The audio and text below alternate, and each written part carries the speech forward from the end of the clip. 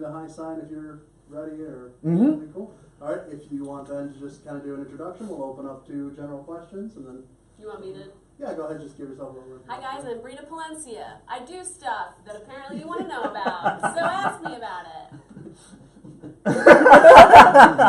Your turn. All right. You have all the awesome tech. It's all I'm you. just surprised. All right. All right. Awesome tech people. We've been talking for a half hour now. So. All right. So, where would you, where exactly did you get your start with voice acting? Whether it be, I guess, in any sort of medium, where would you first start, like your inspiration? Well, I mean, I guess I was really into the idea of voice acting. I didn't realize this about myself until recently because I had found an old journal from I think it was my 3rd grade class or something, and it was like one of those things where the teacher gives you a question and you answer, and apparently in 3rd grade she asked, what do you want to be when you grow up? And I said I wanted to be a voice actor, and I didn't remember ever saying that or thinking that, and so apparently I've been wanting to do voice acting for a long time. But I got started when I was 18 at Funimation in I think they were in North Richland Hills at the time, which is basically just outside of Dallas, and I had taken a tour of the studio when I was 17 because I was a big Dragon Ball Z fan, and so I remember watching Chris Sabat record Piccolo, who was my favorite character, and thinking, oh my god, I really want to do this. And so I figured out how to get on. At the time they had like this like hotline that you could call to like get an open audition, and so I called that number quite a few times, and eventually got, my first audition was for Case Closed, and I didn't get anything initially, but they kept calling me in for what's called like Bits and Walla. So it's like anytime you see a scene where the main character is walking through a busy street and you hear kind of the murmuring in the background, there are actual people who recorded those where there's like 3 or 4 of us in a booth all just like pretending to talk to one another in the booth. Yes, I would like to know how much those apples are, that kind of thing. So I did that for like 2 years, and then my first featured character in an anime was Nina Tucker in Full Metal Alchemist. And then from there, Colleen Klinkenbeard is who directed me on that role initially, and she kind of took me under her wing, and a couple years later she asked me to direct for her, and so I directed School Rumble and a little bit of XXXholic, and what was that other one? Black Blood Brothers, I think. Decided I wasn't really into that, and then I just went to full-time voice acting, and honestly I don't think I got good at voice acting until I directed, because I was lucky enough that Moonface was actually the first thing that I directed, and I got to work with Monica Rial and Lucy Christian, and I got to see kind of how they did it, and it was one of those things because I was always like really jealous of them, like, oh my god, they get everything, they're so amazing. And then when I directed them, I was like, oh, that's why you get cast all the time, because they're just so easy to work with, and they take directions so well, and they're just really playful and like creative, and like it's a fun environment that they create. And so I tried to emulate that after the fact, and that's when I started booking a lot more. And then from there, Chris Sabat ended up helping me get signed with his agency in Dallas, and then I branched out even further a few years ago, and I have an agent in LA now, and so it was, for me, it was a very incremental thing. It didn't just all happen at once. There are some voice actors that I know like kind of go in and they immediately start getting lead roles. That was not my thing. It took me like 4 years probably before, well, probably even longer than that. No, like 4, it was like 4 years before I was like really established at Funimation, where all the directors knew me and all that kind of stuff. It took a long time. So yeah, that's I guess how it happened.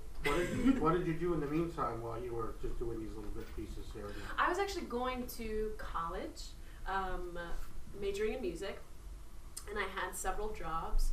I worked for a dry cleaner, working in the back, like you know, whenever you go to a dry cleaner and you have all those little tags on your stuff, I would put the tags on. Oh. And I would, you did that too? My grandfather owns dry cleaners, so that Oh was my my god, childhood. totally. Yeah, I had that job. I really liked it. Sometimes I had to work the register up front. I didn't like that. I'm not good at customer service. But I really liked being in the back in like the sweatshop area. It's like they're like steaming the clothes and all that and like assembling. So the reason you have those tags is like there's the number that coincides with the number on your ticket. So that's how they keep it all together. So I'd be the person like putting it back with the ticket and putting the plastic over it and all that. I also worked in telemarketing and sales, which I hated at first, but I worked for the Dallas Symphony and they paid us really well, like a good percentage, and they also had really good incentives. So I was the worst caller, and then they had an incentive of if you are the best caller for the month, then you get 2 plane tickets to anywhere you want to go in the US. Oh. And I was like, yes, please. And so I started sort of like listening to the people who were top caller at the time, and I started emulating their voices and sort of copying their accents and just kind of like their cadence of how they talk to people, and like started getting more sales. And then I took it a step further, and I would sort of start the call neutral, and as the person on the other line kept talking, I started not mimicking, but not in a mean way, but like sort of emulating how they talk and like matching their accent and their cadence and like just their overall vibe. And that's when I got top caller, and that's how I got to go to New York City for the first time. With Leah Clark, actually, who is another voice actress. Yeah, so I ended up really liking that job, but as soon as I got the opportunity to direct at Funimation, I was like, yes, okay, whatever, I'll do anything. So, how would you say that there is a significant difference between voice acting in animation versus voice acting in video games? Yes. I've actually never voice acted in animation. I guess I've done like little things, but I've mostly done anime, which is different because it's a dub, so it's already pre-animated, so you're trying to match the timing and everything. Whereas with video games, it's rare that you have to match any sort of animation. Mm-hmm. A lot of times, if it's a localization of a game, like if it's a Japanese video game being localized into English, then they'll be like, you have 0.7 seconds to say this line, and you have to like say it in that time, which is easier than you think. But like, it's much more, you just have your cues, and you're just doing the cues. Whereas like with anime, you get to see the animation beforehand, and so that kind of helps put you in the context of the character. Because there are some times that I've voiced in games, even if it's not a localization, if it's like an American game, that the director may not give me the full context of what's going on in the scene, and then I'll actually watch it once it's been done when you're playing the game, and I'm like, oh man, if I would have known that, I would have done something totally different. But it just depends on the director. Thankfully, I've had mostly great directors. There's just been a couple that it's just like, man, why didn't you tell me that? Like, I would have done a totally different choice. Whereas with the anime, as long as you get to see the scene, you have a little more of an overall understanding of what the scene is. But it's harder in that you have to match the mouth movements. Like, matching just timing in games is not as hard, because like with anime, it's like you have to match the mouth movement internally. So it's like you can't just say, hello, how are you today? Sometimes it has to be like, hello, how are you today? Like, it's just like to match the mouth. Like, I mean, you would never do a read that's that dumb, hopefully. But, you know what I mean? Like, it's like that. You gotta kind of like cheat it a little bit to match it a little better. So they each have their own challenges. So in some ways, the gaming is freer. My favorite, though, is getting to do the mocap with the dialogue, because that's much closer to on-camera acting or stage acting, because you actually get to act out the scene, and you are dictating what the animation is going to be, basically. Like, as far as like the timing and all that, and you're actually getting to play off of someone. Mm-hmm. The other thing that's weird about mocap, because I've also done a lot of on-camera stuff, and with on-camera, obviously no one can be on the set with you, like in the shot, other than the actors. But with mocap, because they're just taking the like data from your bodysuit or whatever. Like, And when you they're- say mocap, you mean motion capture? yes, motion Okay. capture, yeah. But because it's just taking data and it only picks up if you have the suit on. Mhm. I've done stuff before where like the director will like literally like just walk on in the middle of the scene, like just looking at you, like just making sure that all this stuff is like how they think it should be. Like it's just so weird. It's like, whoa, hello. Okay. And sometimes it's nice because if you're doing a scene by yourself and it's just you and the player character, Mhm. the director can play the player character. And it's not like you just awkwardly like, I'm talking to no one. It's like they'll be there and sort of like just react emotionally to you and whatever you're doing just to kind of help you get into it. But that is my favorite. Motion capture is so fun. It's so fun. Now, you've played a variety of different characters. Do you have a particular character that is kind of like sticks with you often? Like you're not necessarily even in the role anymore, but you'll just be waking up or whatever, and it'll just be the one that just comes to you most recently? Or is that just like a in the moment, and then I'm able to like, you know, pack it all away and, you know, go on to do the next thing? Do you have a particular character that you play that like sticks with you more than others? There are definitely characters that have stuck with me emotionally. Stiel, Phantom Hive, and Black Butler is probably the most like meaningful emotionally to me, just because he just goes through so much, and there's so many different layers to that character that I loved getting to play. I feel so honored that I got to play that role. And there are sometimes when we first started doing One Piece that I would get stuck in Chopper's voice. Because when we first started doing One Piece, we were like kind of doubling up on it, and we were all doing like crazy hours on it. And because I'm talking like this all the time, and then I found that like, so my voice is naturally like right here, and then I found whenever I would do Chopper for the whole week that it would kind of creep up to right here a little bit, just naturally. So that stays with me physically. But also Chopper's origin story definitely stuck with me emotionally. Anytime I think about it, I'm like, Oh, so sad. it's so sad.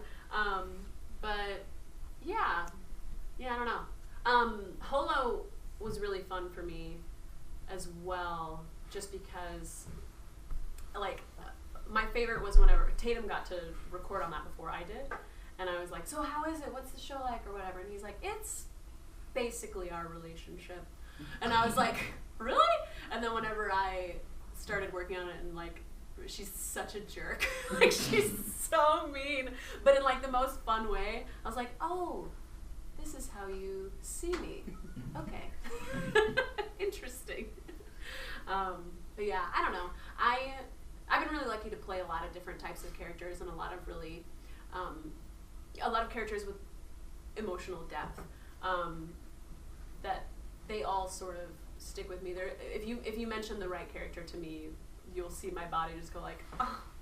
Like it's just like they are all very special to me in their own ways. Okay.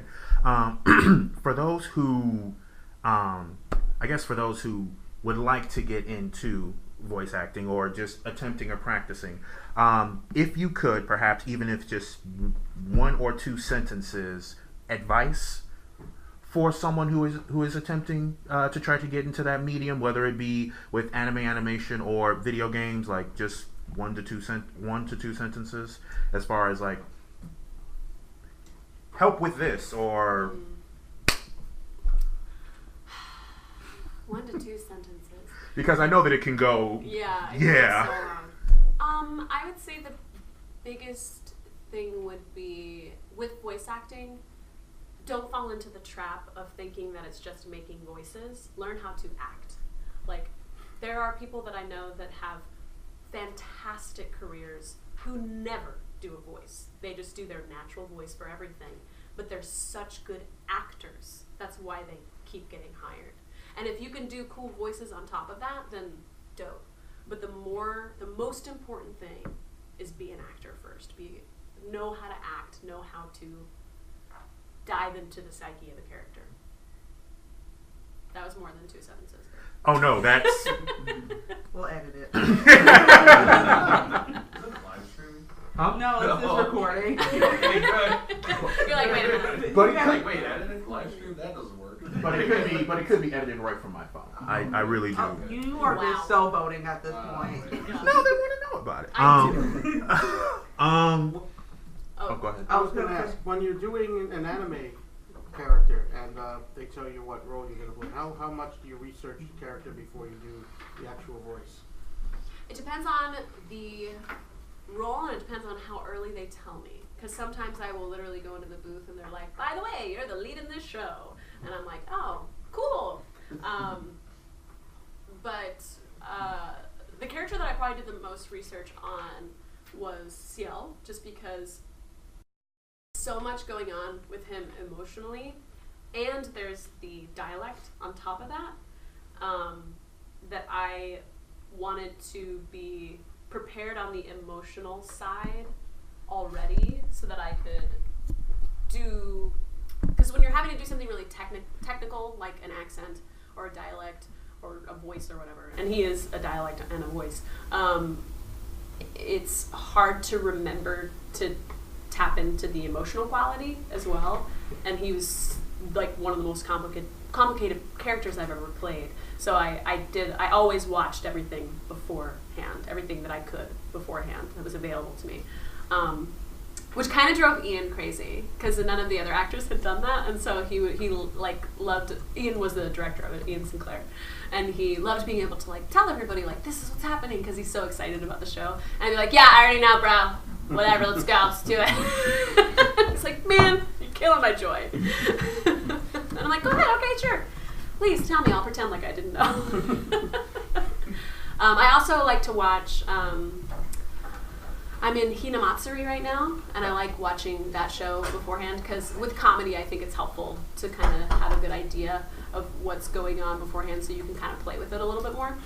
But there are plenty of shows that I knew nothing about going into. I would say a majority of them I knew very little Does it about. make it more fun for you when you don't know? It doesn't matter. Doesn't matter? It makes it a little harder if I don't know. I have to ask a lot more questions if I don't know. It's a much quicker process if I've actually done the research ahead of time. So we could switch gears a little bit. Can you talk a little about voice direction? Because you said that you've done a little bit of that recently, right? No, not recently. Oh, okay. I did a long time ago. It was a very different game when I did it because we didn't do the simuldubs. So with the simuldubs, you have a lot shorter of a turnaround. So when I did it, I got to really take my time and work. Because with the simuldubs too, it's like you're doing one episode at a time. Whereas back in the day when you did DVDs, you were doing the whole show at a time, basically. Or like you would have like 4-episode contracts or 6-episode contracts, so it's like you're doing a bulk of it at a time. And so when I would bring people in, it would be like, oh, I get to see you the whole week, versus like, I get to see you for 30 minutes this week. Bye! So yeah, it's a totally different game now. I think it's a lot harder now than it was back then. Back then you could really take time to like craft a performance and whatever. So like nowadays it's like you really have to like go. And I think they do a great job. I'm surprised by what they're able to do in such a short amount of time. I don't think I could do it. What's it like with the music direction side of things? The music direction I do a lot more of still. I'm actually the primary music director at Funimation, and I love it. It's changing a lot because the level of difficulty of the songs now is much higher than it used to be. Like back in the day, it would be like, oh, somebody just singing a little song, or like, oh, we have a karaoke episode or whatever. Now it's like fully produced J-pop songs, like really intense. It's like I've heard that there's a trend in Japan to use, and I don't know if this is true, but I've heard there's a trend, and it makes sense if it is true. There's a trend in Japan to use anime as a launching point for J-pop careers.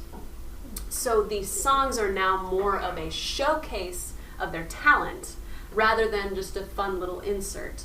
So it's way more complicated. And we're actually in the process of trying to change the way that we do it. Because it used to be that I would just show up at the very end and they'd be like, knock it out real quick.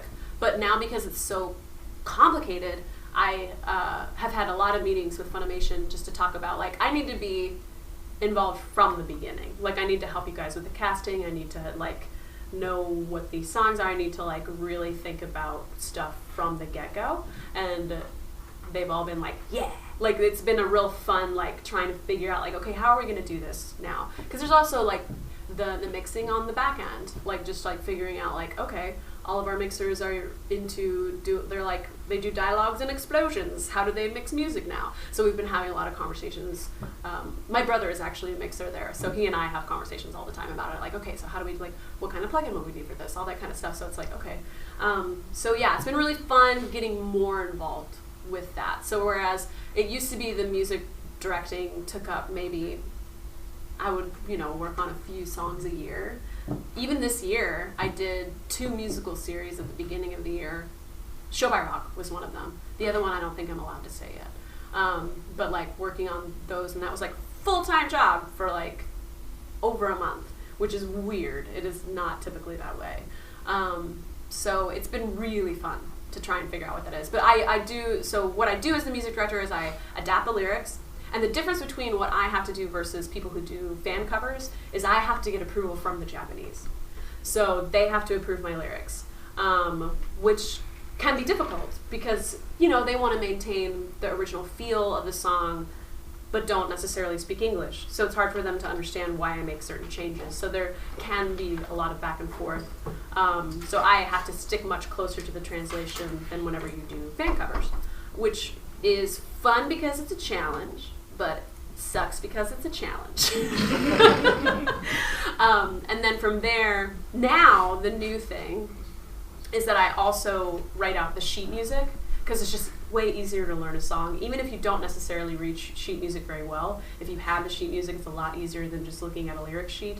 So I write out the sheet music for it, for the singers.